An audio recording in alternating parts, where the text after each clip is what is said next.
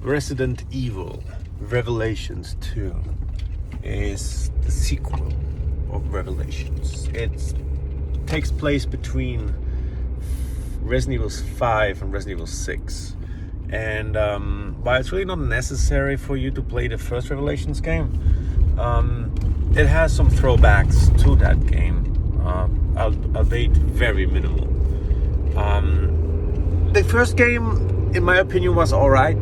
It wasn't anything that blew me away personally. In fact, I also believe that the first one was a little bit too padded at the end. But anyway, we're talking here about the second game. The second game improves on the first one in a lot of ways. And gone are this scanning gun that's never been mentioned ever before, ever again. So that's good. In exchange, you have these side characters, Moira and Natalie, who don't really have a weapon to fight with per se, no guns, but they can, see things, so to speak, and they can point it out. I personally really barely used it. When I did see a sparkle here and there, I did switch characters to point it out, but for the most time I didn't. And it was fine. The game is great. It's actually a lot of fun. There were times where I really thought that, damn, this is one of the better Resident Evil games I have played in a long time. My favorite being obviously Resident Evil 4.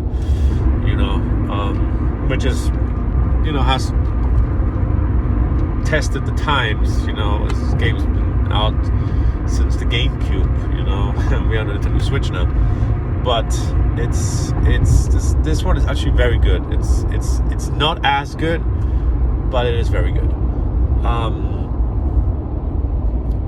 The story is definitely better than the first, than Resident Evil Revelations 1. Characters are better. We have Claire back. Moira is pretty cool, so to speak of. The past that she has, this one sequence, where it just shows what happened. It's done very well. I thought it was pretty cool. I just wish it was a tiny bit longer, a little bit more dramatic. It would be a lot better. And then you have Barry Burton and Natalie. They are fantastic. So all in all, they're good characters in here. It's great. The gameplay is pretty cool. You play both of these characters 6 months apart, and then at the end it all comes together, which I thought was pretty cool. There are, however, a couple of things that go into spoiler territory, so I'll let you know that I didn't really enjoy. The soundtrack is pretty good, to be honest. The environments are pretty cool. The enemies are pretty cool too. Especially, I like to fight these insects that are invisible. You know that they're there because the screen starts to distort, and Natalie will say monster, and there's this mechanic where she points with her finger, but you don't know where the heck it is, and she says to the left, higher, fire, but it doesn't really function that very well. So I would just switch to Natalie, see where he's at more or less, and then just shoot. There's skill points. So after each episode or chapter, so to speak, you get BP or skill points that you can invest. Some are more useful than others, to be honest. For your first playthrough, you won't be able to fill it all out.